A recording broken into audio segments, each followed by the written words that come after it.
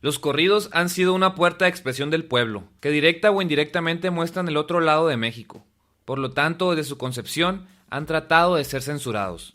Pero existen diferentes formas de censura, que tal vez has pasado desapercibido, y hoy veremos, para tu sorpresa, cuáles son. Primeramente, la censura ha existido desde la sociedad misma, porque siempre se ha manipulado la información a conveniencia del que la brinda. Precisamente, eso fue una de las razones por la cual se concibieron los corridos. Pues en los tiempos revolucionarios, los únicos medios de comunicación eran sí o sí el periódico o el boca a boca. Yo le pregunto, compadre, ¿qué hacen más daño? ¿Las balas o las calumnias? Por lo cual, a los ciudadanos se les llenaba la cabeza con lo que el periódico quisiera. El corrido comenzó contando historias de valientes, y esos corridos iban de pueblo en pueblo en voz de los músicos ambulantes.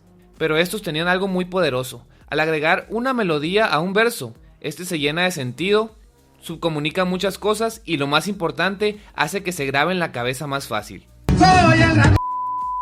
Posteriormente, los corridos fueron el medio de difusión de noticias que definitivamente no eran las noticias que se contaban en los periódicos. Ante esto, las autoridades empezaron a castigar a quien difundiera esas historias, diciendo que alteraban el orden, desinformaban y maleducaban a la juventud. Suena un poco familiar, pero eso no acaba ahí. Después de la revolución, vino la era dorada de la radio y la televisión. Como dijimos al principio, existieron muchas formas de censura. Y es que a la primera mitad de los 1900, tanto medios como películas y programas de televisión se concentraban en dar una imagen de color de rosa del país, con entretenimiento que se podría decir sano, pero a la vez estaba haciendo creer una falsa imagen de la realidad. Los primeros indicios de censura a la música en los medios masivos se dio entrando los 60s, cuando el rock and roll y el movimiento hippie llegaba a México.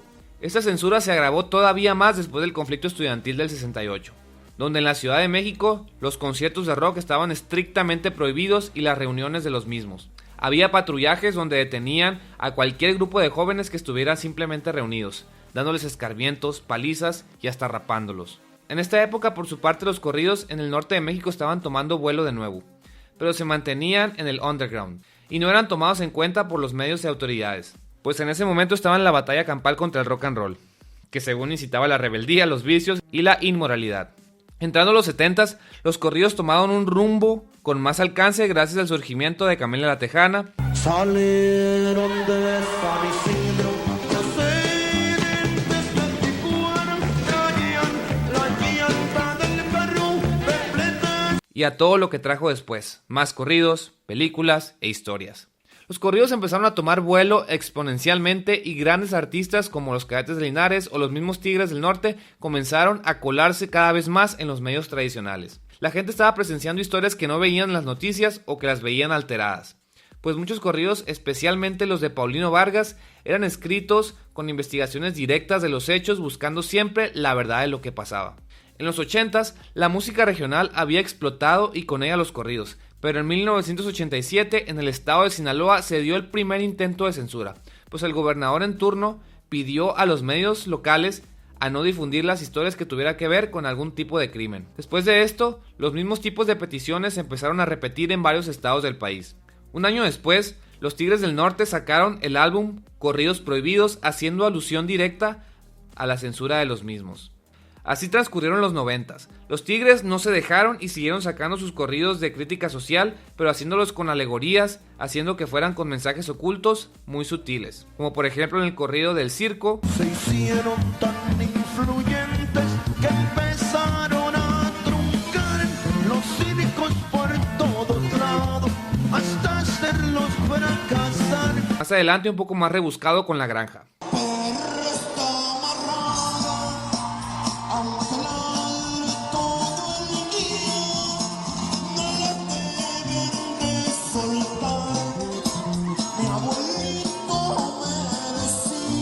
Por su parte, los Tucanes de Tijuana fueron censurados desde casi sus inicios, aún con corridos especulativos que usaban metáforas que ocultaban lo que en realidad querían decir.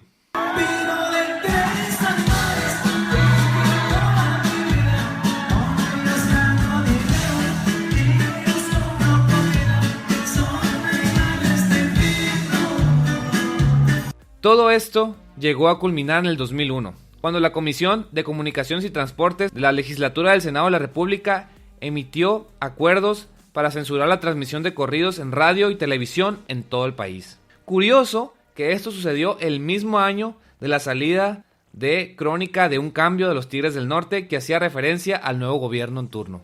A partir de ahí ha habido una lucha en contra de la censura, pero gracias a la llegada de las redes sociales ya muchas personas han llegado a tener su voz para compartir sus versiones de diferentes hechos que han sido tergiversados por los medios. El internet vino a darle duro a los medios, como la televisión, pues en el siglo pasado, si un artista iba a un programa de televisión, le ordenaban estrictamente qué cantar y qué decir. Claro, había algunos que no se dejaban censurar de ningún motivo y cantaban lo que querían, como lo fue el gran Paulino Vargas de los Broncos de Reynosa. Un domingo fue, por cierto, cantaron, tomaron vino, levantaron... Que él cuando iba a la televisión, él cantaba lo que quería o se iba. El mundo de los medios de comunicación ha sido muy oscuro, pues antes la televisora era la que fabricaba a los artistas, haciendo que te gustara su música sin que te dieras cuenta. Pero esa es otra historia. Déjame saber tú qué opinas acerca de la censura de la música aquí abajo. ¿Tú crees que es necesaria o simplemente es contraproducente?